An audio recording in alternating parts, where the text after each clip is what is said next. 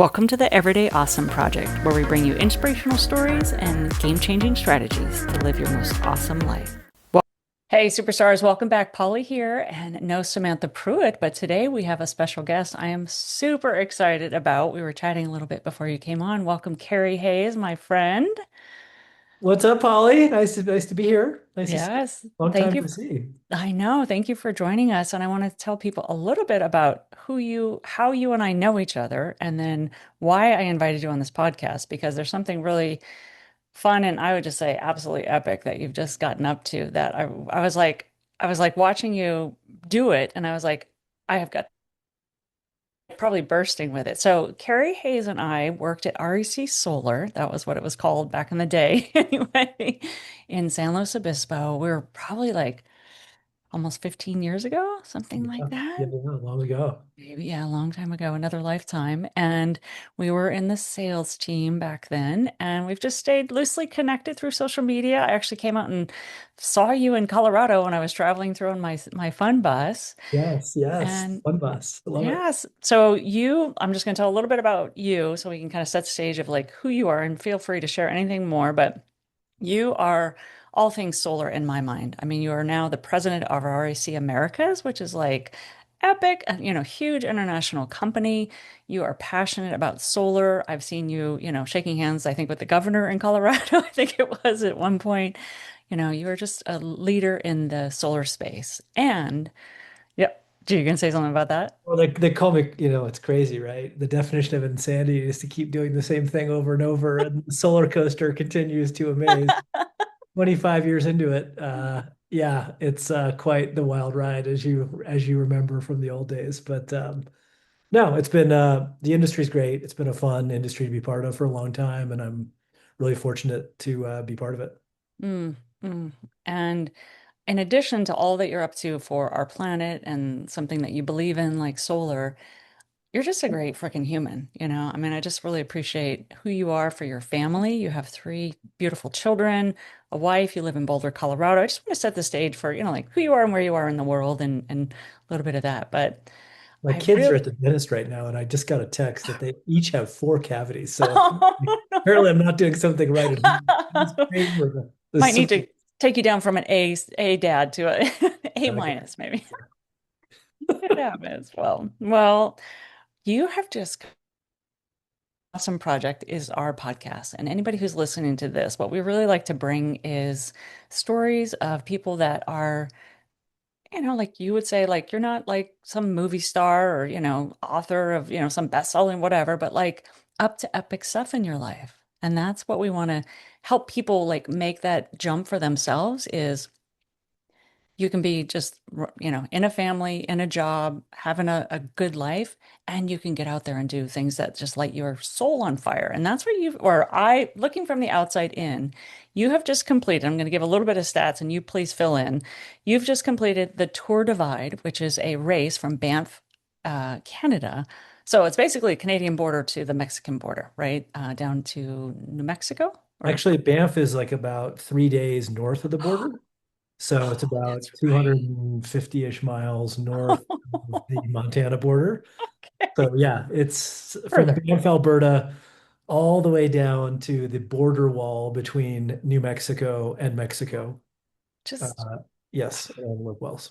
And I didn't realize it was a race. Like I had seen a documentary on the Tour Divide, a couple of gentlemen, like this was probably like 3 months ago. And then to hear you were doing, I was like, oh, Carrie's doing that thing. And then I found out, oh, this is a race. I was like, all Yeah, right. yeah, Wow. it's wild that it is a race, and people. I mean, it's absolutely astounding how fast people can do this.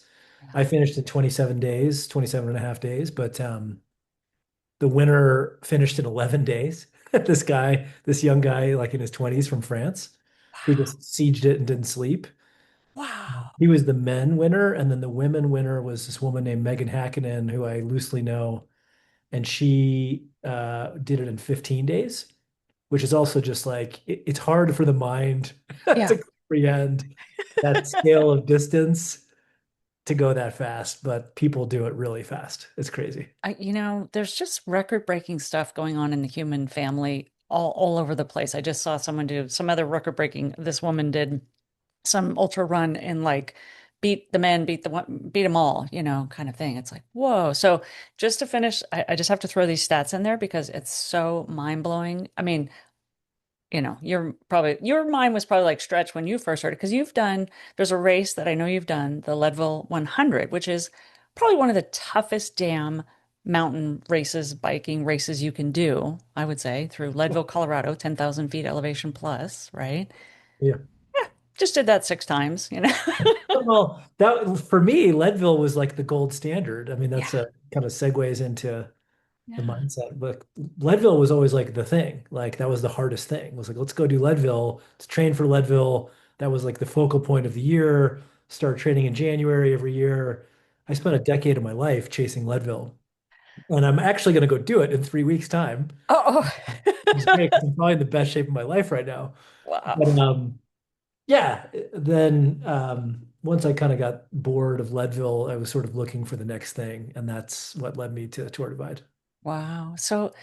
Okay, let me just throw the stats in here. So, we talk about elevation gain oftentimes in races, whether it's a hiking, trekking thing, ultra race, or mountain biking. 200,000 feet of elevation gain, 27 plus 100 miles. Yeah, Like, a little less. So my oh, Garmin, I actually added up my Garmin stats for the ride the other night as I was sitting around dreaming about Tour Divide. The final stats for me were 2,716 miles traveled wow. and 172,000 feet of climbing. Climbing. Wow. It's a And lot of it's a lot of climbing. If you imagine it this way, yeah. the Tour Divide basically goes down the Continental Divide Mm, from Canada to Mexico.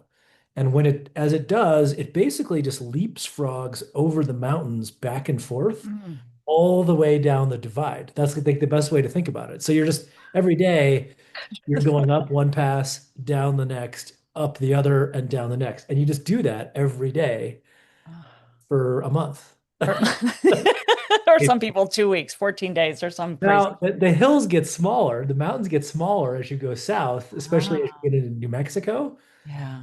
Montana, Idaho, Wyoming, Colorado. Yeah. And then by the time you get to New Mexico, they get smaller, but they're still there. So Yeah. that's quite a bit of every day is about between 6 and 10,000 feet of climbing. Just stop. Okay. Wow. Okay. So you've done Leadville 6 times and you're like, what's next? So how did you hear about this? And, my question is like, when did you go, oh, that's insane? Or, oh, that'd be cool too. I'm doing this. Like, walk me through that journey. Yeah. So I did Leadville a bunch, and then there was a movie that was made about Tour Divide. It's called Ride the Divide. And it was Okay. like this like kind of like underground movie. I think it came out like 20 years ago, like Uh-huh. early 2000s. And that's what kind of put Tour Divide on the map. So Tour Divide is a race on a route that's called the Great Divide Mountain Bike Route. Hmm. So the American Cycling Association, with great folks I know who have an office up in Missoula, Montana, they created the Great Divide Mountain Bike Route. And they created it around 2000, so Hmm. about 26 years ago, is when the route was made. They sent all these people out, and a couple guys kind of pioneered it, but they basically linked like dirt roads and single track in deep in the backcountry, like deep in the backcountry to make this route. So it's like an amazing creation. And then this guy came along, his name is Matthew Lee, and he came along a few years later and he essentially raced it. Like, and at the time, I think there was only like 10 people who were like part of the race or even less. And he made a movie about it, which you can go see. It's called Ride the Divide. It's like the original cult classic movie. Wow. Well, I had seen that movie a long time ago, so it was in the back of my mind. And then there's like these YouTubers.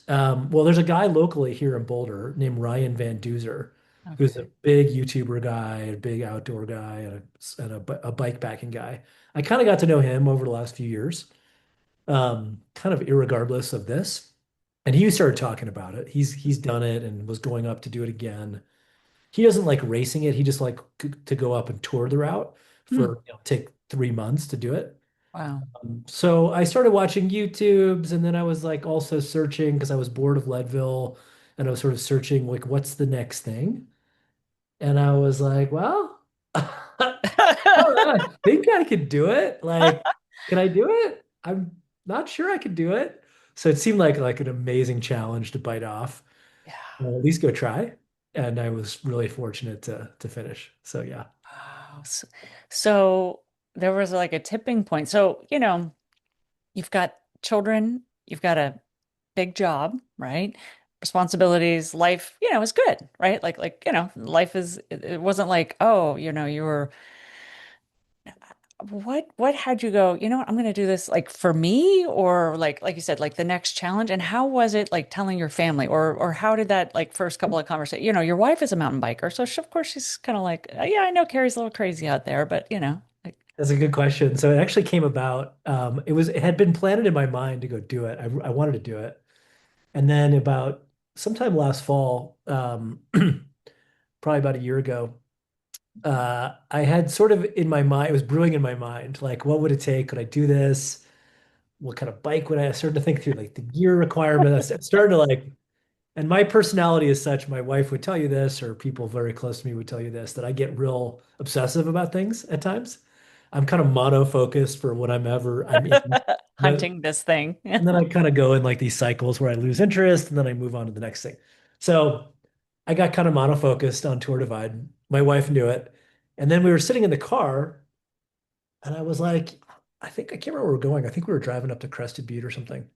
But we were in the car, we're having a conversation in the car. She was driving, I was actually sitting shotgun. And I was like, I kind of want to go do this Tour Divide sometime, maybe one of these years when we get some more time or whatever. And there was like a long pause in the conversation.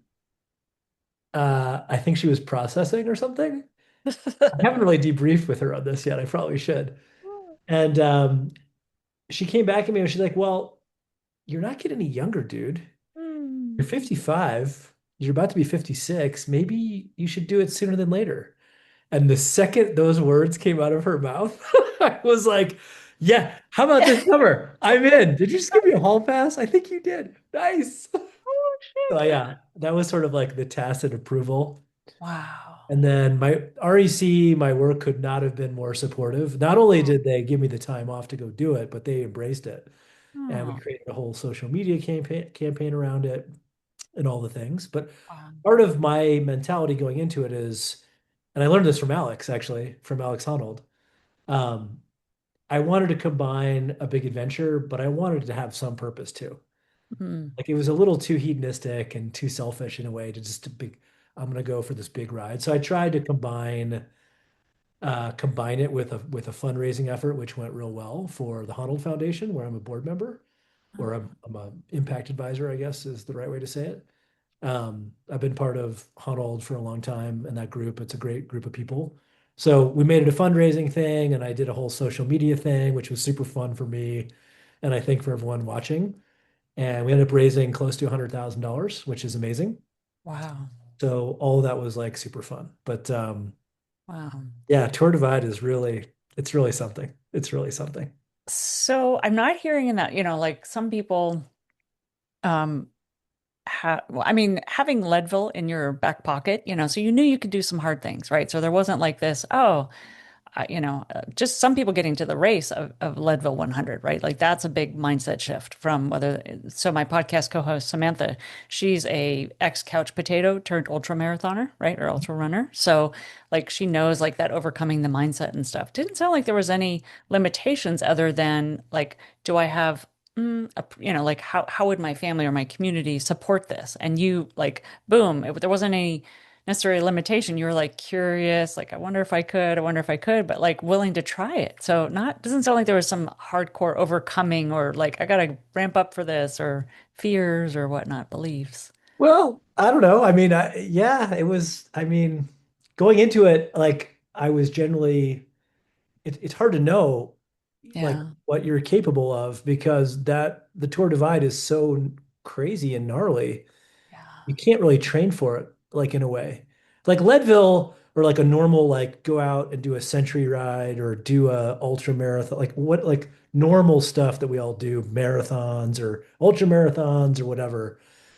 You sort of train for those. Like there's training plans, there's coaches, and you can break it down to here's your FTP and your watts, like all the stuff, right? And I've done that for years, so I'm very familiar.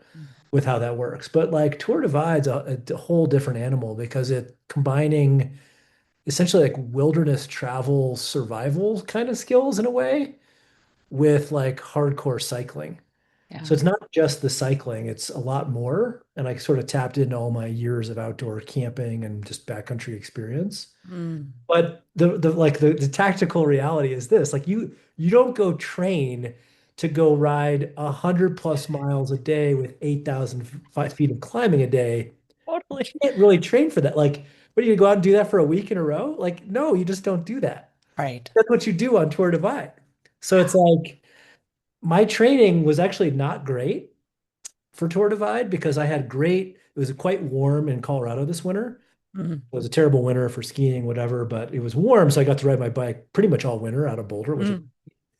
so Nice. rode a ton, but like lots of zone one, zone two, like low intensity, longer rides. And then I think I went on like three quote unquote long rides, which in my old life was 100 miles. Like huge. Yeah. Like that's like you do that like once a month, right? You go on like a Yeah. 100-mile ride with like, 6,000 feet of climbing and it's a 10-hour, 11-hour thing. And like that's a big deal. Hmm. So I One did day. Yeah. Like one one day day. and I did three of those. So I felt pretty good about myself. Like, oh, okay, well, I've sort of simulated what a day on the Tour Divide is like. Yeah. But no, that's like in retrospect, maybe I did it right because I was like decently rested coming in. Hmm. And a guy I know also did the tour and didn't finish. And he, in my estimation, probably overtrained, Mm. doing 150-mile rides and just pounding himself to death all last spring. And then Oh, he blew up in the race and couldn't finish for a variety of reasons. So maybe I did it right by yeah. doing it my own way. But yeah, it's super hard to train for that kind of effort, right? I guess is the point. So let's talk a little bit of like, okay, and I get you. Like I remember doing, and I've only done, have I done more than one? I have to think about it. I've only done one multi-day race, so I did the Trans Rockies race, which was Yeah. running 6 days, across, right? Yep. And you're right. Like you think, like I would do like one back to back or something like that. And I was like, wow, what is it going to be like? 6 days just getting up over and over again, like let alone 27. I was just thinking about you in that saddle. I was like, I can't, you probably weren't sharing all of the, uncomfortableness and in places. Listen, butt health was number one. I was Right. told this by Ryan Van Duzer, and this was actually probably one of the best things I did in the lead up to the race. Um, Ryan uh, has done Tour Divide, I think, three times. Wow. Well, he's actually ridden the Great Divide mountain bike three times. He Hmm. tried to race it once and didn't make it, and he didn't make it because of saddle sores. Mm, Saddle sores are a huge deal on long distance efforts like that. Everyone gets them totally. and you have to manage them and there's no way around it, right? You're going to have some butt problems along the way. It just comes with the territory. So, Totally. so I spent a lot of time pre-race thinking about seats, trying different seats, thinking Mm, about all that, and I got the right seat, which is this infinity seat, which I got from this guy in Southern California, which mm, works perfectly for long distance riding. You still get sores. It's not bulletproof, but it's way better than the alternative. And yeah. then during the race, I was very diligent, right? I knew butt health was number one. And so, yeah, if I wasn't, sometimes I think 6 to 7, 8 nights I was at a cabin or a hotel where I could take a shower so I can clean down there, and that's great. When I was camping, which was most of it, I would take these wipes called dude wipes, and I would wipe down there and make sure everything was clean. And then I would put on these creams. I had different creams for different things, and let it heal overnight Mm, and then reset the next day. So I was very diligent. I knew mm. butt health was number one. And I would argue, I don't know the stats, but I talked to so many people who dropped out because of saddle sores. Oh. It's a huge thing. Yeah. Yeah. I mean, like ultra runners losing toenails and, just feet blowing up and swelling and all sorts of things. So the saddle for a mountain biker is everything. I It's mean, everything. so Yeah. so tell us a little bit about the days, right? So some of the things I saw, I think you were trying to average like 100, 110 miles a day. And I think you were quoting like 6,000 feet. Like, I remember seeing one day you're like, oh, some it was you're in the 80s or 90s or something like that. And you're like, oh, I gotta, ramp back up and stuff. So tell us about a day. Like just walk us Yeah. through. Yeah. Yeah, so it evolved into every day was the goal was 100, 110 miles. Every day had about between, like I said, 6 and 9,000 feet of climbing, generally speaking. So every day is a huge day. Basically, the way I thought about it in my mind was every day is the biggest day you've ever had on a bike, Wow. and like just consecutively. Like so, I would say it got easier. Like the first day, I'll tell you about the first day, was a huge slap in the face. I had all these spreadsheets and I had this big plan going in, like you do, right? Right. Because you geek out and you research the stuff. And I had my spreadsheet about where I'm going to camp and what hotels I could go to and where I'm going to be on certain nights. And I had laid it all out and I had looked at all these different YouTube videos of people who'd done it and all these things, right? Day one, at the starting line, it's 38 degrees with moderate rain. So that was a tough start. That's And an so outing. Yeah. about 2 hours into it, you do these wave starts. There's only 270 people that started, Mm. and I think about 100 finished. So more than 50% drop out Wow. along the way. But like they do like a staggered start. So like groups of like 30 people depart like maybe 10 minutes apart from this park in Banff. Mm. So we take off. It's like kind of lightly raining. And like an hour or two later, I'm totally by myself. Mm. I'm like in the Canadian wilderness down this like river, just called the Spray Trail. It's like a modified single track, and I'm like alone in the woods. This is not Leadville, right? This is not like bells and whistles, Guys and yeah, cowbells and people were stuff. cheering you on and I'm yeah, like totally solo in the rain. I'm like, wow, this is intense. yeah. So that day evolved into like it rained all day. You know, I knew I needed to go about 100 miles, so I did. I saw some other people that day and kind of leapfrogged some other people. I got lost for like 10 minutes. I kind of came back. It rained and rained and rained. The road was all muddy and wet. It was hard to go. I got about 100 miles in, maybe just shot like 95 miles, and I camped at this little spot. I hadn't seen anyone in a couple hours. So I was like, I'm just gonna camp here. And I was on the route, and you have your route on the Garmin, right? You see your map. So like I knew I was on route, so I was okay. But that factor, that sort of isolation factor is a real thing. But anyway, I camped. I remember I was sitting in my tent. It was like lightly raining on my tent. And I'm sitting there going, oh my God, Here I this am. is so hard. Like, is it going to be like this the whole way? Like, Wow. this is like hard. That was Wow. a hard day. Yeah. Like, by Yeah. yourself for a lot of it, in the rain, up 8,000 feet that day, multiple little passes we went over that day one. It Mm. was hard. And so that was like a rude wake up call in a good way for me, because Mm. it sort of set the stage for what it's going to take. Hmm. It's one thing on a spreadsheet, it's completely different in real life, right? Right? You're like, oh yeah, 100. Yeah, right. And you sound like somebody like me, like you would watch other people's videos and kind of like take in what you could and prepare yourself, as best as possible. But Yeah. you're right. Like you don't know. And the thing, see, I was going to ask you like some of the things that surprised you, and it sounds a little bit like races you've done were, and some of them can be supported. I think Leadville probably has, stations and whatnot and For cheering sure. and For fans, sure. and you For go home sure. that night and, whatever. For sure. None of that. None of that, No, right? you're really on your own out there. I knew going in that it was like it's a combination of you need the physical Mm, be able to do it, but really a lot of it's mental to be able to just get up every morning, rationalize you're going to go on the biggest ride of your life that day, do it, stay in it, and then do it again the next day, and do it again the next day, and the next day, and the next day, and the next day for as long as you can think. mm, Many times, like early that first week, I was like making the mistake mentally of like, okay, so I'm here right now. I'm traveling at like, 8.5 miles an hour, according to my Garmin, like on average is my average speed. So that means I'll be here by then, which means I can be in this town tonight and I might get a hotel there. And every time I would start doing that, boom, I would get slapped with something. The wind starts blowing 30 miles an hour in your face. It starts raining.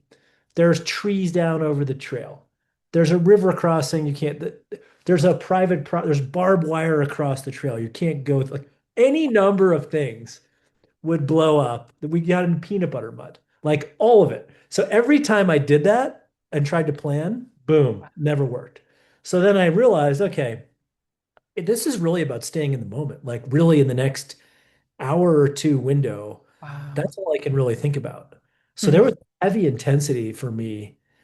And that was part of like coming down out of it was is hard. It's still hard. It's getting easier now, but it's like really hard because it was super intense every day because I was living in these like, 2 hour windows of like, okay, I just need to think about the next couple hours. I'm gonna go up this pass and maybe it's gonna take 4 or 5 hours to get up it, but I'm gonna stay in there, right? And that's all I can really think about because I can't really plan because I don't know what the external variables are and so on and so forth. So yeah, there was a lot to it for sure. But it did get easier. Like for me, it was like the first week was real hard, real hard. And then two things happened. One, my body got used to it in a way. And well, I'll say my morning routine was two Advil, which was great, and two electrolyte pills. Yeah. Because the electrolytes were huge for me, and those really worked. So that Yeah. was my morning my morning pill taking. But on day 8 on this mountain called Lava Mountain in Montana, I basically met a guy named his name's Jerry Seeger, Jerry, and he kind of became my partner for the rest of the ride. And we never said that we were going to be partners. We never said like, "Hey, let's ride the rest of this together." But that's the way it worked out. And we Mm. became very like compatible. We're very different people, but it was great to have someone like that. Mm. Um, we both commented multiple times to other people that uh, I probably wouldn't have finished without him, and he probably wouldn't have finished without me. Mm. Because it's so hard mentally to be that far out there and that deep in the woods every day for like a long time to be able to there's like a safety factor to it, but there's also just like a companionship factor to it, right? So meeting Jerry was a great thing. Mm. If I ever write a book about this, I've already got the title. It's called 3 Weeks with Jerry. But he was great. I mean, I met a lot Oh, of amazing people who yeah. were both racers plus community, which I can tell you Builders and which yeah. is amazing. Yeah. Wow. But yeah, Jerry was a key guy in my adventure with me for Wow. sure. Wow. It's like your little trail angel or your, yeah, just your partner in crime for this adventure that you didn't know you needed someone, like you said. And you probably wouldn't be like, hey, let's plan this and do it, because I find when I've had like, there were a couple of days on that multi-day race that I did one time where I was just like, I'm going to just stay on this girl's heels and just like go as fast as she's going. And that was my job. And it wasn't like we were talking the whole time. It was just like, I'm latching myself onto you so that, like a pacer kind of thing. Yeah, And it works. It helps, with that.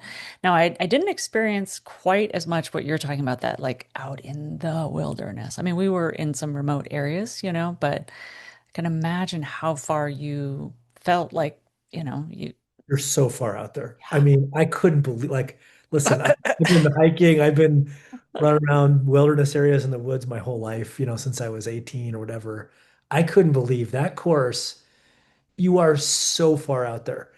One of the big realizations for me coming out of this, which was great, was we're so lucky to live in the US. Mm, Like most of the racers were either European or mm, Australian or New mm, Zealanders, mm, some mm. combination of those three, but heavy New Zealand and Europe. Wow. I don't know the actual numbers, but I would say that it was like probably less than like 100 or so Americans and 170 Euros and Aussies and New Zealanders, Kiwis, I think they say. Um, that was a big surprise, but regardless, it was funny for me to hear, especially the Europeans. They read about it, they know it, but then all of a sudden when you're in Montana and it's, 92 miles to the next town over 3 passes. And they just couldn't, they're just like, really? can it really be? I'm That like, far. yes, Yeah. Yeah. it is that far. Yeah. Yes, we are really that far. Yeah. Like in, yeah, it's the span, the Western US and the Canadian Rockies too Yeah. are so incredibly huge, and we are so blessed to have Mm, that kind of open space in this mm. country. We can sort of take it for granted by now. Like, yeah, the West is wide open and it's all these big mountains, and but you get out there, it's like you're 100 miles deep into a dirt road, and there's the next town's not for another 100 miles. There's no And cabin, there's no rescue, there's no easy out, right? no coffee shop on the corner or Walmart No. or any of that. Like, no, you're not just popping in somewhere and getting heat or air conditioning or anything. None of it. We rarely saw people, I would say it that way, on this course in large stretches of this course. Wow. You almost never saw cars or trucks on these roads. You would occasionally see ATVs, like Okay. hunters, the kind of ATV kind of guys, Hmm. and families cruising around. But that was really it. Like very few. I mean, you come into some, populated spots, of course, but like for the majority of it, especially in Canada, which was 3 days, Montana, which was a week, Idaho, and then even into Wyoming, is very remote, very remote. I was impressed by how remote, for sure. Wow. So I want to come back to that. Well, there's two things I want to ask you about, like not giving up, not quitting, but I also am curious about these like the legit. So tell me a little bit about, you said, 5 days in, the first week, like it was hard, right? Or even on the first day, you're like, is it going to be like this every day? Yeah, kind of moments. What did you have to do? What did you have to think about? What did you have to process? How did you go, I'm going to keep going? Like, what were you checking in with yourself? I mean, you didn't have any injuries, like broken anything. It sounds like some soreness and stuff, but what were you doing when you wanted to quit, or some part of you wanted to quit? I mean, I never really wanted to quit. It was more like, Okay. for like, especially the first week or so, I questioned whether or not I could do it. I Oh, even questioned it, like even on the last week, like, can I continue doing this? Because wow. you get worn down, 3.5 weeks in. Yeah. I watched a lot of people drop out who I had leapfrogged with or kind of knew on the trail, Mm, who I had like perceived to be very strong, maybe stronger than me. mm. And now these people are dropping out, and oh my God, like, whoa, this is And hard. I'm still here. But no, I Wow. never wanted to quit. It was Okay. more of like um, can I keep going, and can I continue to do this mentally first, Yeah. physically second? My Yeah. body held up well. I was actually quite surprised. Wow. Maybe not quite surprised, but I had good base fitness and I felt pretty good most of it. Advil and electrolytes seemed to be a good combo for me. Totally, totally. I certainly didn't need enough. I lost 22 pounds on this, Wow.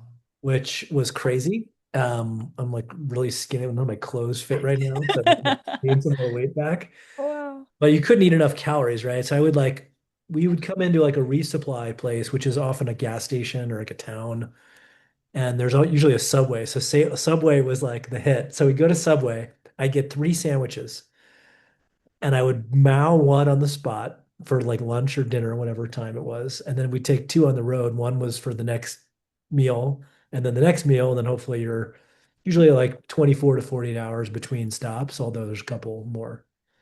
Um, but you couldn't eat enough, like, and Mm, that's why I lost a bunch of weight. But mm, your question, I don't know. Like, I had a lot of pressure on myself for this ride mm, because it wasn't just me. I mm. had sort of spread it out. It's a fundraiser. We got donors now. There's a Yeah. lot of engagement. It's not just me now. There's a lot riding on it, right? Not that I couldn't have, if I got injured or something happened, like I would have been fine. Like it's okay to not finish because it's super hard. Yeah. But I had a lot riding on it for me personally, like mentally. Mm, And there was nothing, I was like, nothing's really gonna, like, unless it's really catastrophic, I'm not quitting. Like mm, I'm gonna do it. Like it could take me longer, which it did. I originally thought on a spreadsheet I could do this in 23, 24 days. Took me 27, so 3 or 4 days longer than I expected. But there was never a moment where I was like, there were certainly moments where I was hating my life and crying. I cried a lot, which was interesting, which we could talk about. But That guy you talked about who does all the videos, I'm sorry, I can't remember his name, the in your area, the Ryan Van Duzer, right. Yeah, Duzer, I heard him I was saw because after I saw you guys were friends and stuff, I was like, "Oh, let me see what he talks about." And he said the tour divide, I'm calling it the the Cry Divide or cry something. divide or something like that. He's like, "I cry every day out here now." It's the Maybe cry me and Duzer packing. have that in Cry common. I packing. can't. That's what he called it instead of dry packing, cry packing or something. Yeah, cry. That was it. Cry packing.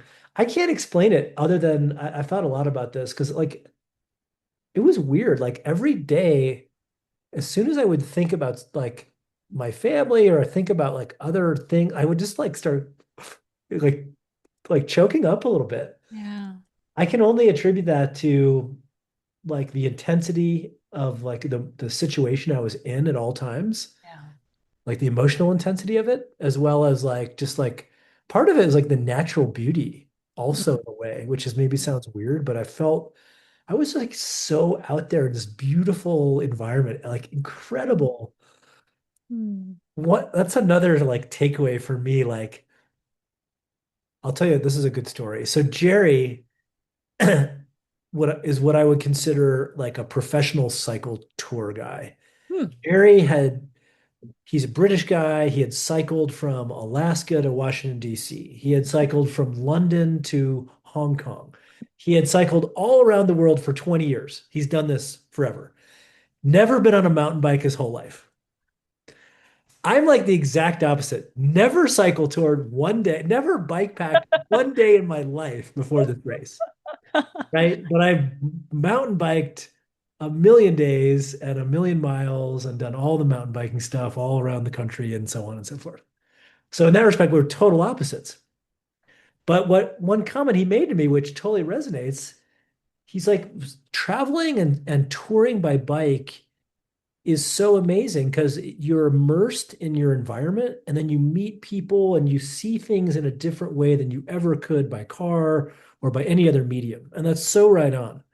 And so part of like that immersion factor, I think was back to the tears was was part of that because you're like you just when you travel that slowly through a mountain range at 8 miles per hour and then transition through different zones and different, the next range and then the next state and then into a desert and then to other mountain, like you really see it, right? You really feel it.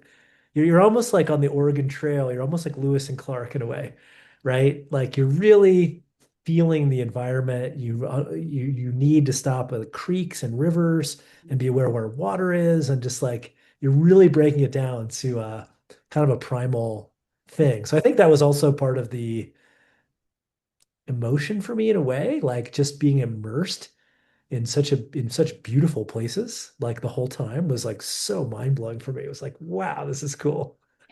Yeah, yeah, that's one of the things I was going to ask is like, what was memorable? Was it the people, the awe-inspiring landscapes, the things that you didn't expect, or it didn't sound like I don't know if you had any bike trouble or whatnot, but it doesn't sound like you had any. Zero, zero mechanicals. I'm so lucky. My body performed just great, and I What? had zero mechanicals, not a flat tire, Fantastic. nothing. Like almost everyone else I knew had some sort of issue, like in big issues too. Like a lot of people dropped out with I was big. going to say those two, checking those two, then it's really a mental and physical, it's like kind of a mental game. And like, I love this partnership with Jerry. Like, I could really see how that, like, you guys sort of propel each other, you know? Jerry was great. We did. We became a great team. It was like an Ah, unspoken team in a way. so It good. was so funny because like the last day, um, or the last night before we finished, the last night of camping, we were on this crappy, like roadside pullout. I think like dirt road, not crappy, but like, in the woods, in the desert. We're not in the woods, we're in the desert at this point. And we're camping, and we were with this other guy, Bob, and this other woman, Sarah. We all kind of decided we are going to try to finish together the next day, which meant we were going to ride till midnight, which we did, sleep for 2 hours, get up at 2 or 2:15, hit the road by 3, and then ride all day. And that's exactly what we did for the last day, which was crazy. Wow. Um, but Bob commented that last night. we were just, and we had hung out with Bob. Bob is this awesome 63-year-old guy from Michigan, Mm. super fit guy. I still can't believe how gnarly this guy was. He was great. Anyway, he commented, which was sort of telling about the relationship between me and Jerry. He's like, well, hey, I don't want to like. He said something like, I don't want to like influence or like crash your party because you guys know each other and you're kind of together, whatever. I'm like, Bob, I, Jerry and I met 2 weeks ago off a mountain in Montana. He's like, what? He's like, Oh, no way. He's like, I thought you guys were like old buddies. Like you were friends from like 20 years ago. I well, thought this the whole time. So that sort of speaks to like the relationship that me and Jerry formed. yeah. Is that tight? The depth you can go from going through hard things with people, Yeah. right? Yeah. So we had that for pretty much right away. And obviously other people saw it. And for me and him, it was just unspoken. We're just riding together and it was just like normal. Mm. But yeah, he was a big part of it. He's such a great guy. And I we were sort of yin and yang to each other in That's, ways. yeah. So that worked out great. It was super. And sometimes somebody could be having a low moment and the other one's like, "Come on up." And then, if you guys are on that, but if you're both having low moments, Listen, one of my favorite days on Tour Divide, I'll tell you this one. Probably one of my highlight moments. I have a few highlight moments, but this is Mm. definitely one of them. We came into New Mexico, and northern New Mexico mountains are just incredible. New Mexico is like this crazy unknown state. No one knows about it. I don't want to say too much about it, but it's so incredible, right? It's an Wow. incredible place. Wow. And the northern New Mexico mountains kind of spill out of southern Colorado. And Mm. it's like this gorgeous forested, like the hills get small, the mountains get smaller there, but it's still just equally gorgeous. Mm. It partially reminds me of like North Carolina in a way. It's like lush green. You can't believe you're in the desert. It's just like amazing stuff, right? Wow. So like it spills out, and then you spill out after a day or two into this little town called Cuba, New Mexico, Cuba. And there's nothing in Cuba. There's like a gas station and a McDonald's, and that's it. And then from Cuba, there's a push that's all on pavement. It's the only day of the Tour Divide that you're on pavement the whole day. Mm.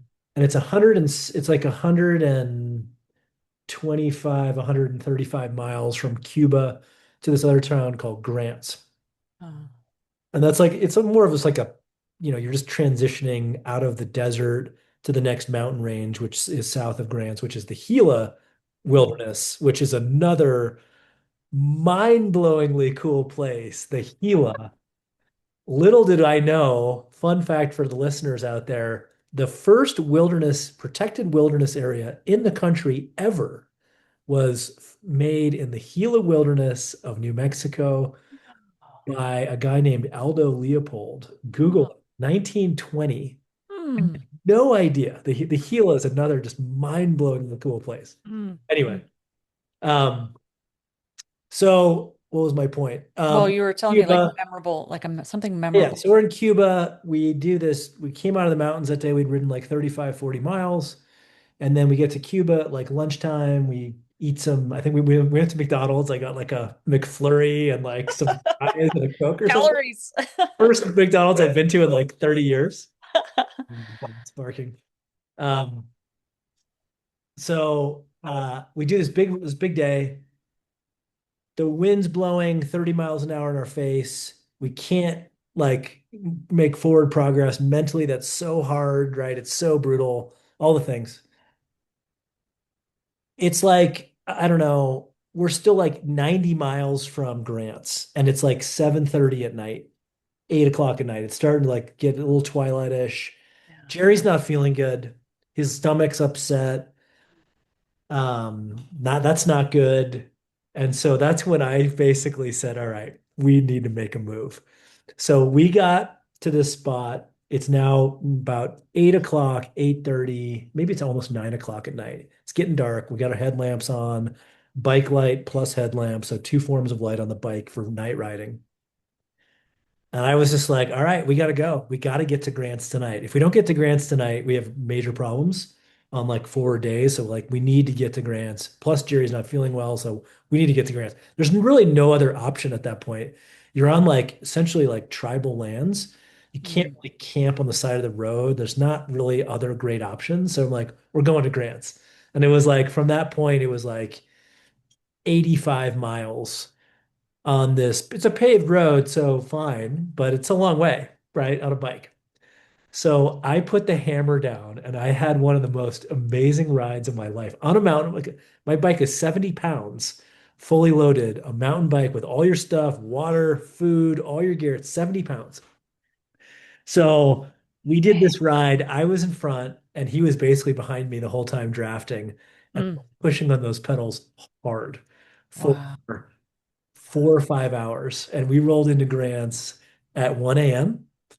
And I'll never forget that night. It was like I felt I just got this energy boost. I ate a caffeine pill that I had like emergency caffeine pills Uh-huh. just in case. So that was Yeah. the only time I used one, Yeah. like 200 milligrams of caffeine or whatever. It's like a cup of coffee basically. Yeah. Yeah. Yeah. And I just got this boost and I just went, I felt like I was flying through the night. It was so fun. Wow. What a Yeah, it was a great night. And we got to mm. Grants at 1 a.m. and got a hotel and it all worked out. But that was a Mm. memorable night for sure. Oh, and that put like I think I remember seeing the post you did about that. You're like, I didn't know I had like a second gear in me or something. Like you said, like you had the fifth wind or something, like you came up with another whole nother Yeah. push, because you're probably Totally. pushing in like chunks, like between breakfast and lunch or something like that. And then like this, oh, until 1 a.m. push. I would go in these waves. Like oftentimes in the morning, I didn't feel great. I'm not like the best morning persons at times, but I would go in different waves. Hmm. But whatever, for whatever reason that night, maybe it was the caffeine, maybe it was like the sort of desperateness of the situation, or I don't know, both. But I Mm. felt great that night. I was just on fire. It was flying. It was like, and this was like day Yeah, 23 two or or something. something, Yeah. 22. Doesn't Yeah. seem logically like that would make sense. Like, woohoo, epic day, right? Felt great. Yeah, it There's was so many great. things I want to unpack in that, but so one of the things I was thinking is you were saying, the you make plans and then the universe is like, nope, nope, nope. Like you can't plan, like, oh, I'll do 8 miles an hour, so I'll finish here and I'll whatever. It was like, nope, shorter time windows. So how were you navigating planning? Like what was it? And like you said, like for the Leadville 100, like you had that down. You're like, oh, I know what this is going to be like and how many miles I can do and whatever. With this, every day, I mean, while it has its logistical goal or something like that, how are you logistically planning, thinking what to do, and how were you adjusting, especially if you didn't meet something? Like, was it at night you'd sit in camp and go, okay, that's what I got to do, or Yeah, the big change that happened was getting away, like I mentioned before, it's like sort of getting out of like this is going to be our plan mm, and more into a camping mindset, which was really actually a camping mindset was like the key thing. And so like the planning going into it was like, okay, if we go 110 miles today, we end up in this town. In that town, we can get a hotel or there's a cabin here or some other lodging. And then that started to not work well because you're not making it or you're short or the next town is 80 miles, but it's not far enough. And then so there are like two factors like where can you resupply for food and or water. Water becomes an issue towards the end, like in New Mexico, but it's really not an issue for most of it. Especially up north, there's like tons of beautiful, beautiful mm, mountain water, creeks, like blue mm, water. It's like you don't even need a filter basically. Um, but then getting into the camping mindset. And so that's what Jerry and I finally did, which became everything got a lot easier as soon as we did that. So it was like, okay, great. We're going to try to ride 105 miles today, 110, 100, somewhere in that zone.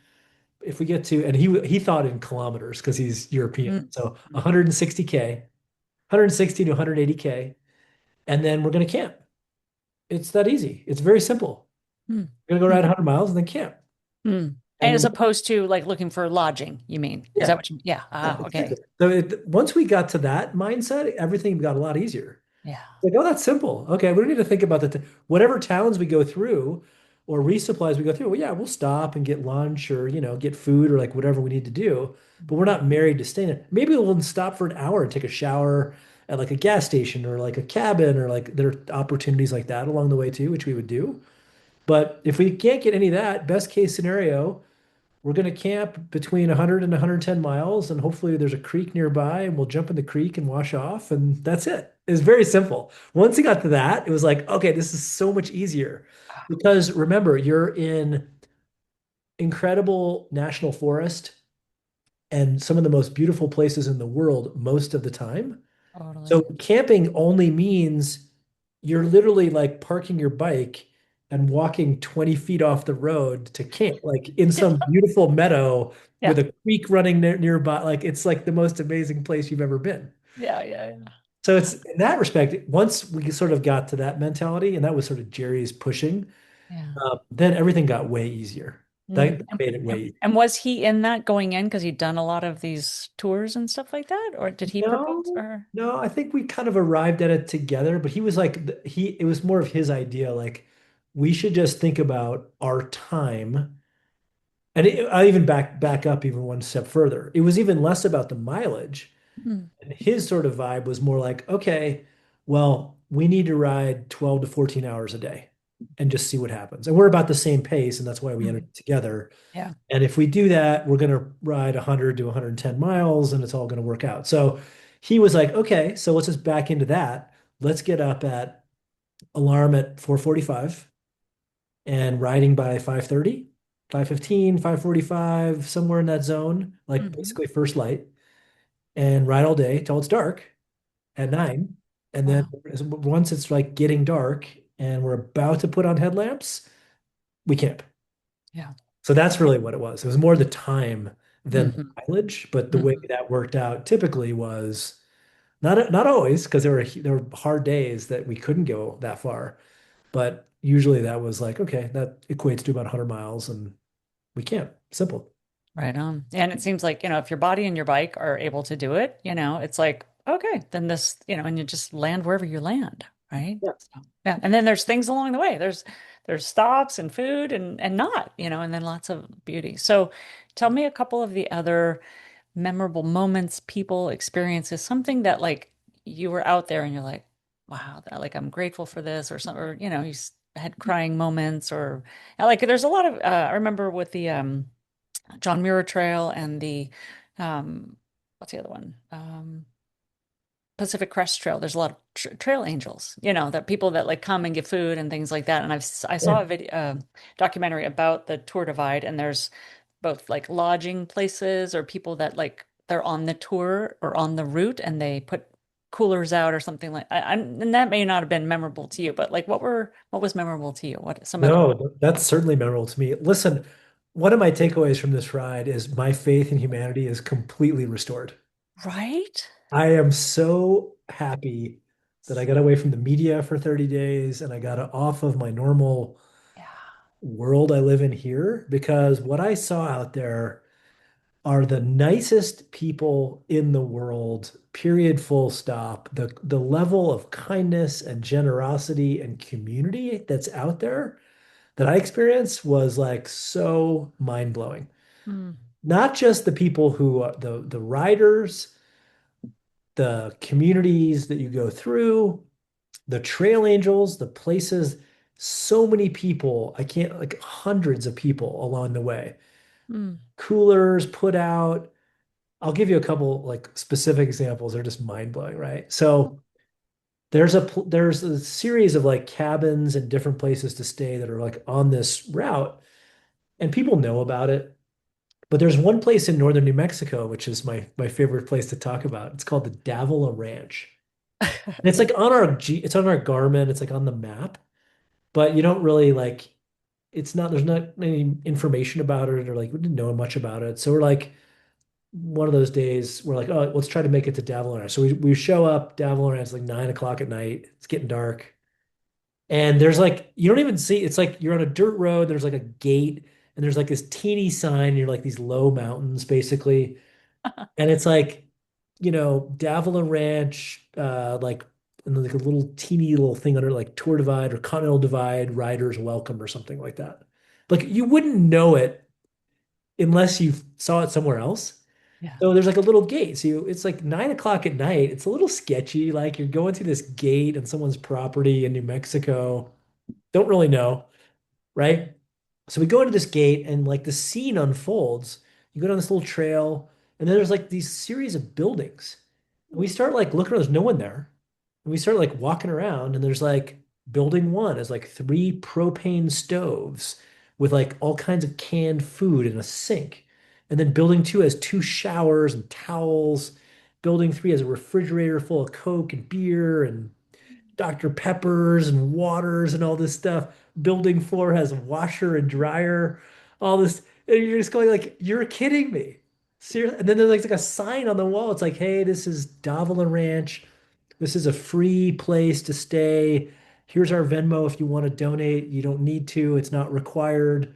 Like, leave it as you found it. Kind of like, you're just like, oh my God, like this is incredible. The amount of infrastructure those people had to put into that, right? Yes. And I think almost every day on Tour Divide, there's a place like that or similar. Mm. Maybe not every day, but like there's lots of places like that. And I couldn't believe, so that was like mind blowing to me. There's another woman, forgetting her name right now. What's her name? But she has this place called the Llama Ranch. And the Llama Ranch is in Ovando. Uh, no, it's before Ovando. It's north of Helena, Montana. And it's just like this iconic place that people know about on the tour. You show up. This woman is so gracious. She basically makes sandwiches and just like lays them out. And she's like making them in her kitchen. She's like, "Come on in, Carrie." Like coolers full of drink, the whole thing. And then she has all these cabins on her property. She stay as long as you like, shower, Day after whatever day, you she does need, this. all free. And her vibe is like, "Hey, I just want you to pay it forward. Like we don't ask for money here. You don't need to pay for anything. I don't take any money." I literally tried to pay her. She's like, "No, no, I will not take your money." She's like, "I only ask that you pay it forward." So like the level of humanity that's out there, and those are like the trail angels, but like it's way deeper than that. Like there's like other guys. This one day, there's another good one. So we're coming up to the west side of the Tetons. The route Mm. is really cool. It goes down through Wow. Montana, Mm. and then you come through like Idaho for a day.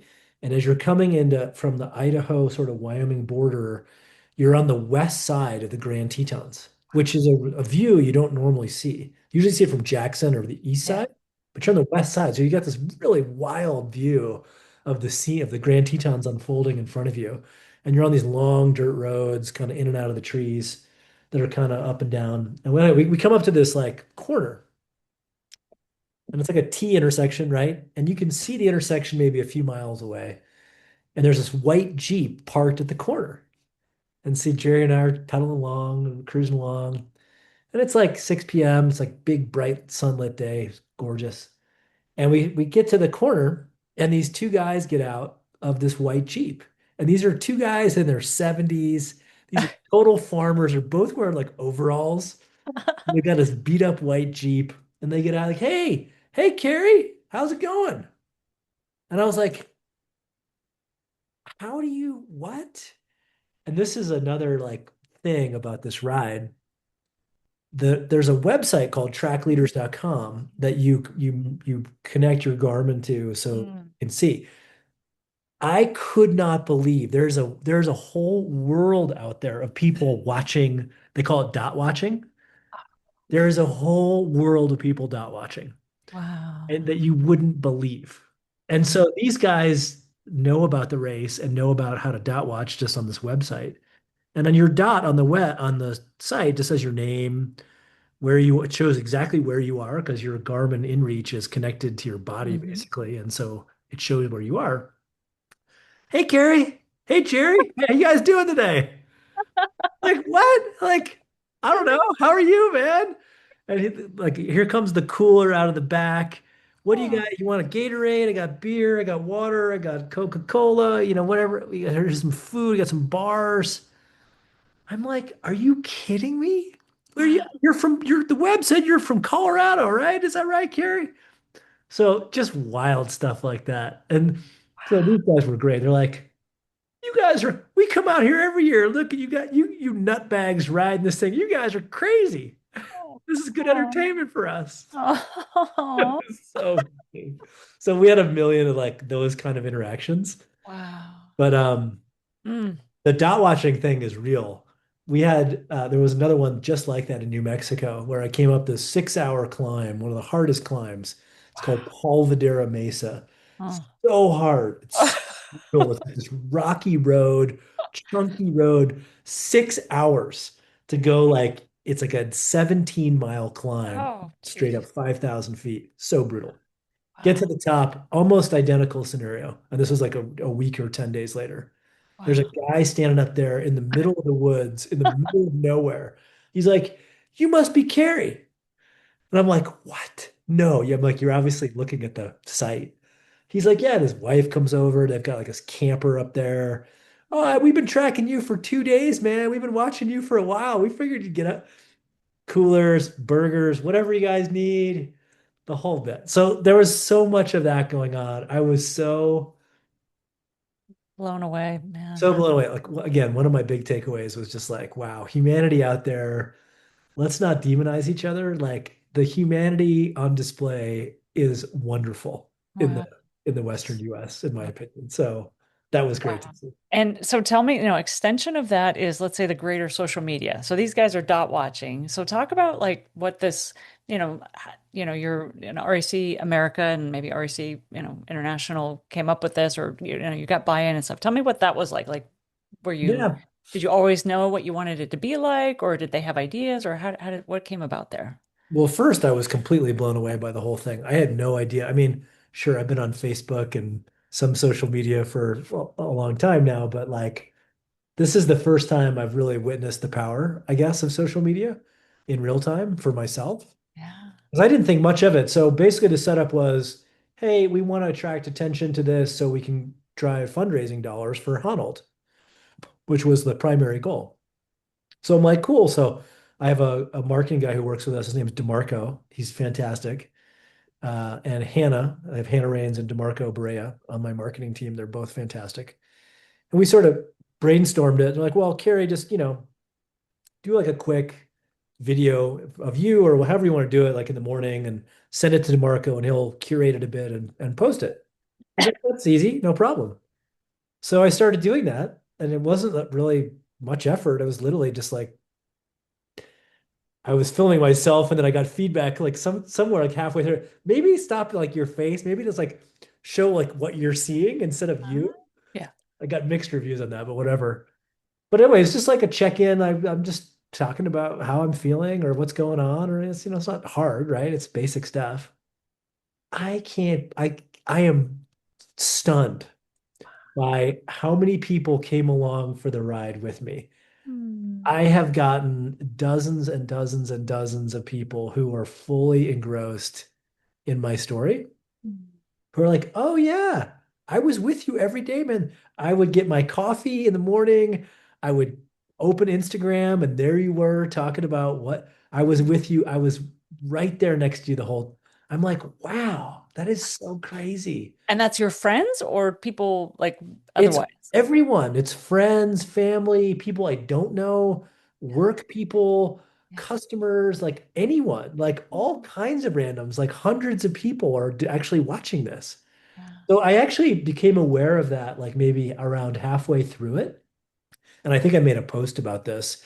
I became aware of two things. One, that social media was happening and people were actually engaging and watching this. And then two, that people, once I had that first interaction where the guy was like, "Hey, Carrie," the guys in the white Jeep in Montana or in Idaho, I was like, oh, so that's a thing too.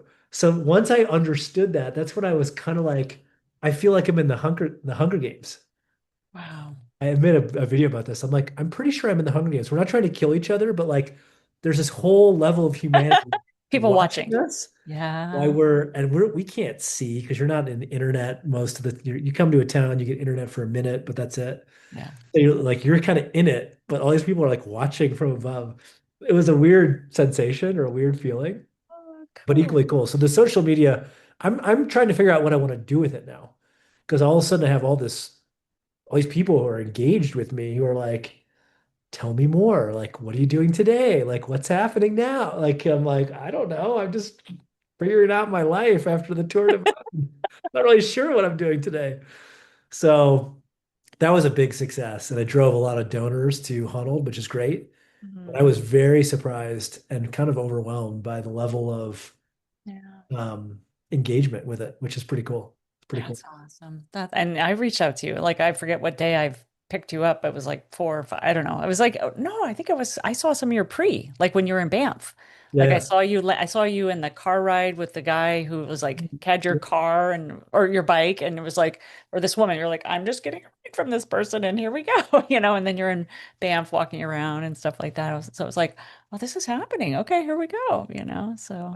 Yeah, the social media part was wild. It's very powerful stuff. I Mm, maybe have underestimated how I mean, I know people are all over it and it's a huge thing in this country, but yeah. um, yeah, pretty cool. Giving me ideas, and I know timing wise, I did a couple of so I did when I came and saw you when I saw you when I was in Colorado, I was on a 100 days in Colorado trip. And before that I had done 90 days around the Western US and I did 10 national parks. And so I would just post like, here I am, whatever. But I didn't have like this concentrated, and it was different when I did this. This was probably like 2015 or something, but I didn't have this concentrated, I've got this hard thing that I'm doing. It was more like, oh, here I'm playing. And my friends were really just supportive. And they were like, or like when I was flipping houses and I would show the journey of that. And people were like, oh my God, how did that house turn out? And things. So you're right. It's kind of surprising. The number one post I did, I get according to like the feedback I just got, incidentally from people. I did this one post when I got to Colorado. I got to like just north of Steamboat there. And it was like 6 in the morning, and I just did like an off the cuff post, and I was like, I'm done. I'm done. I'm done. And then like long pause. I'm done with Canada. I'm done with Montana. I'm done with Idaho. I'm done with Wyoming, and I'm in Colorado. Apparently, that was like the best post for people. Little surge, little like cliffhanger Little, for us. little, Oh, so little, good. little drama. Well, Yeah. let's see. So tell me about the Honnold Foundation and I mean, you said you're an impact advisor or board member. So, how did that moment with your wife in the car and you're like, I'm doing the Tour Divide, and then the Honnold thing, like, how was it either marrying those two or having something like that? Like you said, I wanted something not so like selfish or whatnot, but what was it like having the Honnold Foundation behind you and Yeah. I mean, it's quite simple. I've been associated with the Hunnell Foundation for 7 or 8 years now. Mm. So long, like a couple years before Alex Honnold was the Alex Honnold, which he is now. Remember, he was a dirtbag climber, and I vaguely knew him through some people I know in Boulder. I used to climb a lot. I don't climb much anymore. Oh, okay. So I had a loose connection to him pre Free Solo, which was his big famous movie where Big he free movie, yeah. soloed, right? So I think it was a year or two before Free Solo came out. Um, I reached out to him on behalf of REC to say, "Hey, I you have a solar foundation. Like I didn't know that, but now I do. And tell me about your solar foundation. And I'm a solar guy, and I run a module manufacturing company. Yeah. We should hook up." Wow. Yeah. And so we did. And REC started first donating solar panels, modules to the Mm, Hunnell Foundation, mm, and then money. And then we've grown our relationship over time, and it's been great. But the Hunnell Foundation essentially does community solar projects in the developing world. mm, And they're blowing up right now in such a great way. It's an mm, amazing story, mm. but they came from very humble beginnings. And if you go back and look at early Alex Honnold stuff, he did these videos. One's called Sufferfest 1 and one's called Sufferfest 2. These are like 15 years ago, maybe 10, 15 years ago. And it's early Alex before he was famous. And he's cruising around with his buddy Cedar Wright, and they're riding bikes. They're doing these long distance bike rides to different climbing places in the Southwest, and like around Four Corners and the Navajo Nation. And they stop in to the Navajo Nation and do a couple solar installs. And so I think I saw that at the time. I was like, wow, that's interesting. So they've grown from there, but their roots are the same. They take grant applications, Mm, and they get way more than they can handle, of course, but they are installing, and I would say less installing actual solar, but more engaging with the community for solution-based kind of stuff mm, in Puerto Rico, in Central America, in Ecuador, in all over, right? All over the world, in Native American reservations in the U.S. Um, so they're doing important and really good work. And it's been fun for me, like as an early sort of person in there with a partnership with them. And then I became an impact advisor and so on. One thing about Honnold Foundation that most people don't know is Alex created the foundation when he was a dirtbag living in the back of his van. And this is before he even had a nice van. This is like a shitty van before like the ones you've seen in the movies, right? Like a really bad van. He created the foundation and then he's been donating a third of his income every year to his foundation, right? mm. He did that before he had any money. So Yeah. he made $100. He gave $30 to his foundation, right? Wow. So he still does that, which I love because now that I'm sort of learning more and getting engaged with this is my first sort of nonprofit engagement. I'm aware in the nonprofit world that um, it it can be said that money doesn't always go to the places that it should Yeah. and gets burned by overhead or gets burned by like other things. So it's nice because Alex, with his third of his income covers all the overhead of the foundation. So donations that go in go directly to projects. Mm, So it's like a one for one. So it's great. So I love that because it's mm, sort of direct impact. So yeah, they're doing great work. They're growing like crazy. They're hiring people. They just landed a couple mega donors, which is mm, awesome for them. mm. And you're gonna watch them grow over many years. So So they're in an exciting place in their growth phase right now. I love it. I love it. Well, it's such a good cause. I know you with the solar, it's like, oh, okay, what else can you be touching? How else can you be having that impact? So I love, and Alex seems like just good freaking human. Like anytime I see him, I'm like, oh my God, I would like, totally He's, hang out with you. Love him. yeah, So you've done Leadville, now you've done Tour Divide. Is there a next yet? Do we know what Carey Hayes is like up I to don't know next? what, I mean, I asked my wife that the other day. I'm asking myself that today, every day right now, as I'm sort of questioning what I used to think was hard was Leadville. I'm going to go back in 3 weeks and do it. It's still hard, but it's just one day for 10 hours of your life. Right? So my reference now is completely different because what I used to think was hard, it's not hard. So yeah, I need a new goal. I need It probably does involve bike packing, which I think is the coolest thing ever now that I've gone and Mm, done it in a big mm, way. mhm, But I don't know what it is exactly. mm. So I'm searching for that. I'm the kind of person I need something on like my calendar in Yeah, my future to kind of strive towards. So nice. I'm questioning what that is because I like Tour Divide's about as hard as it gets. I think. I mean, there's always something harder, but like that's really hard. It's really hard. So I don't know. Mm, Someone asked me the other day, would you go back and do it again? And I think my current answer is like, I don't know that I couldn't do it again. Like I feel like there's like a calling a bit. One of the things I noticed on the race was like I would talk to people like, oh yeah, I've done this twice. Or I did this 5 years ago and now I'm back. I'm like, really? But like there's a lot of people out there that are go back. It's wow. not just a lot of rookies. Yeah, So that was an eye opener. So I feel like I don't know if it's next year or the year after, or whenever it is, but I kind of feel like I'm going to end up back in Banff at some point at the start line in some future moment.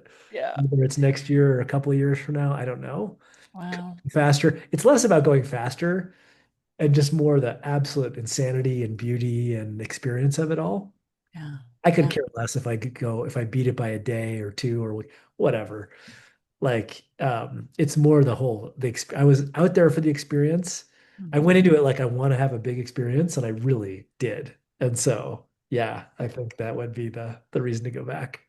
Carrie, was there a version of yourself that you discovered out there that you either weren't aware of or you just got to know better or like or solidified something that you knew about yourself? Was there a new Carrie that you was like, wow, like you can do multi-day hard things. Yeah, okay, well but Yeah. what I, did you I would say I would say two things to that. One, what you just said, like you can do hard things. Like you really can. Like what seemed impossible, like it happened. It wasn't easy. I would argue it was more mentally challenging than physically challenging, but it's a good testament to you really can do hard things. You just break them down into small chunks and mm, start chunking it out, and you can do mm, hard things. So that was mm, one. Two was more of like a life takeaway as I just turned 56. I actually finished on July 9th. I was 55. The next morning, I turned 56 on July 10th and flew home on my birthday, which was great. ah, So as I'm 56 and I'm like thinking about retirement soon and like what I'm going to do after retirement or like how I'm like my future. One of my takeaways from it, which is maybe is unsurprising or not revolutionary, was like, wow, I just went camping for a month in the woods. And like, what do you really need in life? Like, do I really need all this stuff? My big house and all my big stuff and all my big overhead? Like, mm, what do you really need? I just live in a tent and my number one concern was food and water. So like that sort of reframes things, right? Like all I had to do was get up and ride my bike and find food and water. And that was really it. mm, So like that sort of reframes things in a way that is good, right? You need to be reminded like I've been working hard and I've been very fortunate and successful in my career, which is a testament to some luck and a lot of great people I've worked with and all the things. But like, yeah, it's like, well, so what do you really need? mm. Like, do you like? I mean, there's money. There's a money factor to that, but there's also just like a reality check of like why are you pushing so hard to make another X dollars per year? Or like, I don't know. I'm starting to have those thoughts as I get older too and like contemplate what's next and all the things. But that was a good wake up for me. Like you can live very simply and it costs no money. And like you don't need like what do you really need to be happy, right? Like so those are good questions that are floating around my mind right now. Well, it sounds like a new perspective. Like not that the old one was bad, but just like a wider perspective of life is available to you now, Not that, like I said, yeah. It's good to get those reset moments. Like it's hard to when I Yeah. went into it, I remember and I told Jerry this when we sort of talked about like why we're here. Mm. We would talk about that occasionally. And I I was said, going to say that many hours on a bike with a guy, you yeah, guys we had probably these really, amazing like when I said it, when I write the book, it's going to be 3 weeks with Jerry and like all these crazy conversations we had. But one of them, like a recurring one, was like why did you come here? Why am I here? Why are you here? And my one of my big whys was like, I want a big adventure. And mm, a big adventure is so hard to come by these, in my opinion, mm, at least in my old life. They're hard to find, right? mm, Where mm. else? How do you really get out there anymore?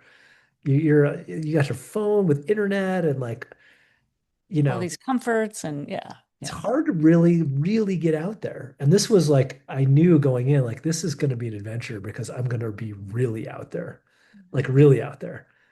So Mm, that was part of it for me was I wanted to like really push out to Adventureland mm. to like really have an adventure, which I did, which was cool.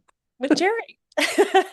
With Jerry. And Jerry's reasons were totally different. He was like more of on the he's more tactical than me and less of like a dreamer like me, but he was Oh, more on the yeah, I've cycled toured around the world and I know how to do this, but this seemed like a good challenge new to challenge. Yeah. yeah, I've never been on a mountain bike, so I should try to figure out this mountain biking thing a little bit. Well, that's adventure too, in a different way. So yeah. Crazy, right? I So, mean, and how did he do? Was he getting the hang of it, or was it like writing oh with his no, left hand?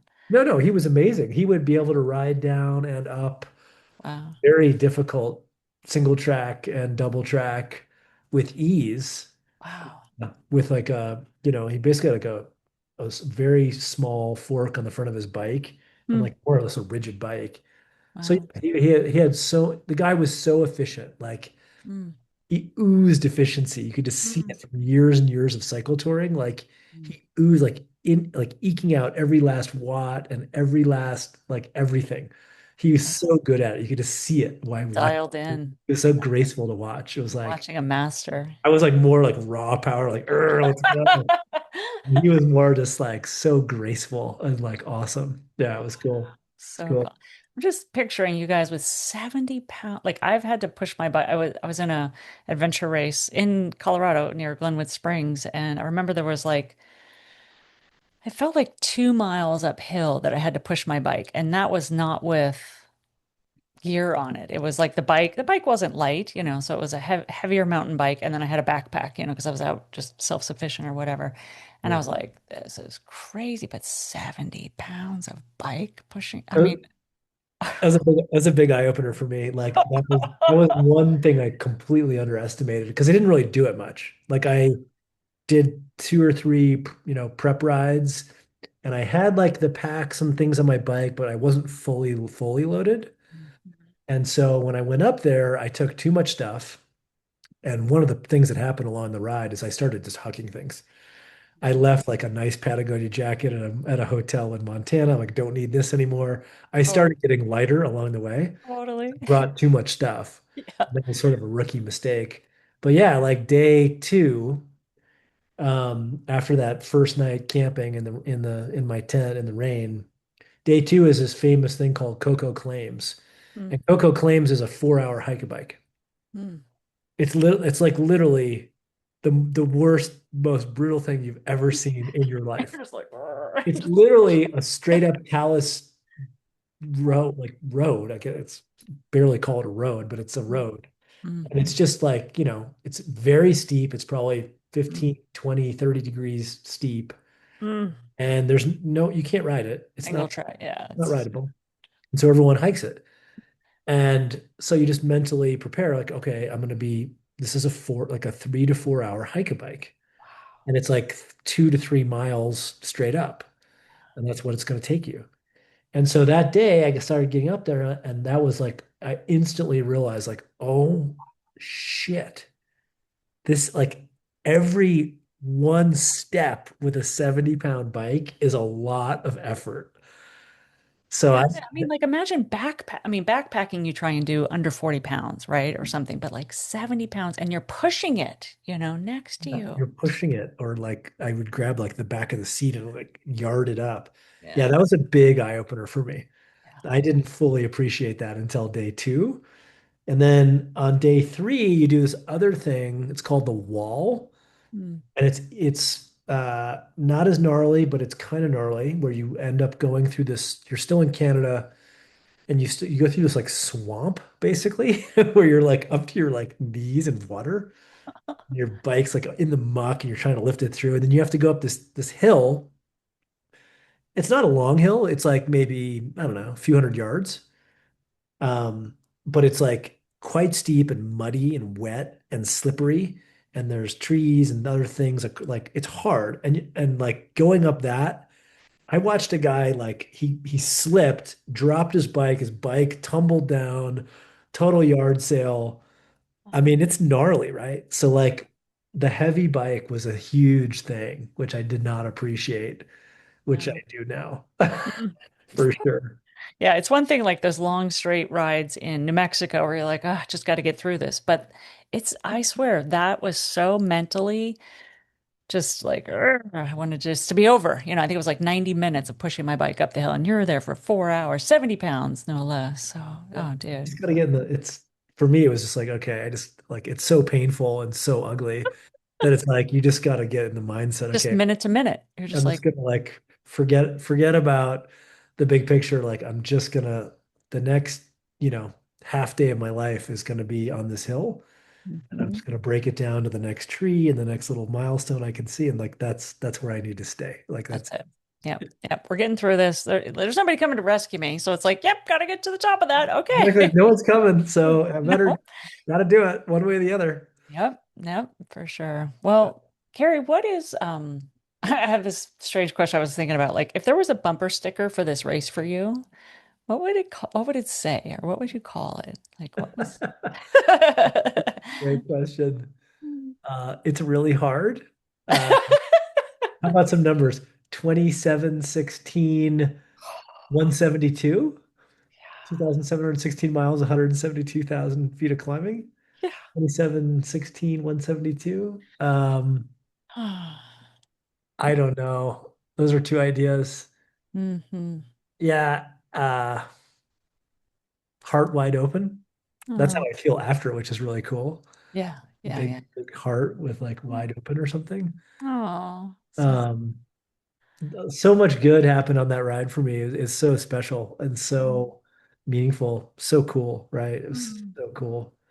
mm. So yeah, I think my if I was like a hardcore like triathlete, whatever, which I'm kind of not, I would do like the numbers like 27, 15s, Yeah, 172. yeah, like Iron Man or something. Yeah, something like I that. think I'm more of a softie, so I think for like from my experience, I think I would just put like a heart with like a wilderness and like a bike or something. That would be my bumper sticker.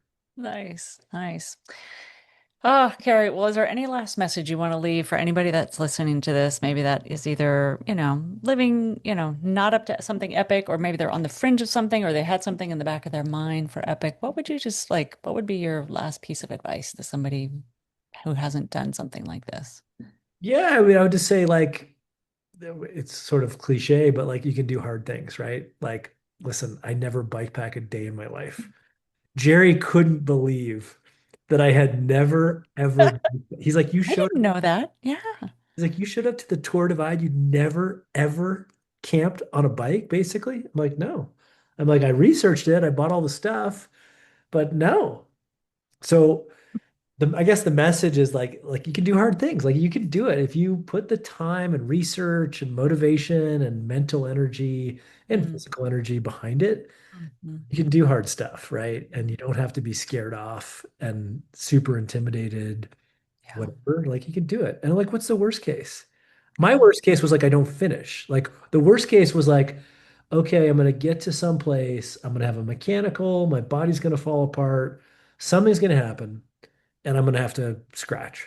Hmm. Big deal. I come home, tail between legs. I cried out for a day or two, and then I I'm did. like, I tried and it, right? Like, then yeah. I go back next year or try again, right? Like a lot of people that happened to this year. And I no doubt a lot of these people go back, right? So like, yeah, just don't be afraid. Just go try stuff. Don't be Yeah. afraid of things that seem crazy hard. I Mm, mean, I think that's goes beyond sport too, right? It's just like hmm. you build these things up in your mind as like these crazy obstacles, right? Like, well, you could do it. And what's the worst case if you don't? You try Yeah. it again, right? Big deal. And I think, if something's calling you, it's going to keep calling you. And it sounded like something epic like this was like stirring inside of you. And then when you went, yes, like just the rest, just, yeah, you'll get there. Like we'll figure it out. Oh, I've never bike packed before. Okay, well, I got the gear. Like Jerry's here. Look, yay. Yeah, the universe has an interesting way of sort of, doing things like that. Yeah. I think there was some serious universal Yeah. input on with me Yeah. that happened on this ride, which was cool. I love Uh, it. yeah, Mm. it's really cool. Well, Carrie, thank you so much for coming on to our show today and for letting me hear your story and share it with our listeners. And it's great to reconnect with you, my brother, and I can't wait to see. Super great to connect with you, Polly. It's been too long, so I'm Yeah, glad I was able to do it. And thanks so much for having me. you're welcome. You're welcome. And for those of you listening, please always remember, as we tell you every time, how your life feels is more important than how it looks. And every day is your opportunity to find your awesome. So go get it.